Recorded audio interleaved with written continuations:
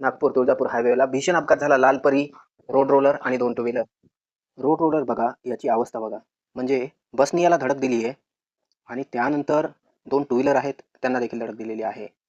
माहितीच तो कळतंय, टू व्हीलर चालक जे होते दोघं पण, ते ऑन द स्पॉट जे आहेत ते गेलेत. म्हणजे त्यांचा दुर्दैवी अंत झालेला आहे.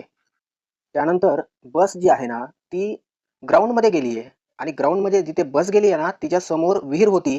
आपल्याला माहिती आहे, या अगोदर नाशिकला पूर्ण फॅमिली विहिरीत पडून जे आहे ना, ती पूर्ण त्यांना जलसमाधी मिळाली होती. इथे सुदैवाने नशीब चांगलं आहे सगळ्या जणांचं बसमध्ये बसलेल्यांचं आणि त्यामुळे ती बस जी आहे ती विहिरीमध्ये गेली नाही. त्यामुळे सुदैवानं ही बसमधली सगळी लोकं वाचलेत. आपण जर बघितलं तर बसचे जे चालक आहेत ना, ते देखील अडकून पडलेत.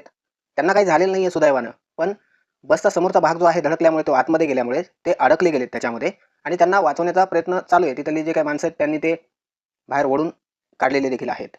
आता सर्वात महत्त्वाचा अपघात का झाला? तर अपघात होण्याचं कारण हेच आहे, की यांचं ओव्हर स्पीड आणि ओव्हर स्पीडमध्ये टू व्हीलरनं अचानक समोर येणं. टू व्हीलरसाठी पांढरा पट्टा दिलेला आहे, पण त्या पांढऱ्या पट्ट्यामध्ये न चालता टू व्हीलर मागे न बघता डायरेक्ट समोर येतात आणि त्यानंतर असे अपघात होत आहेत.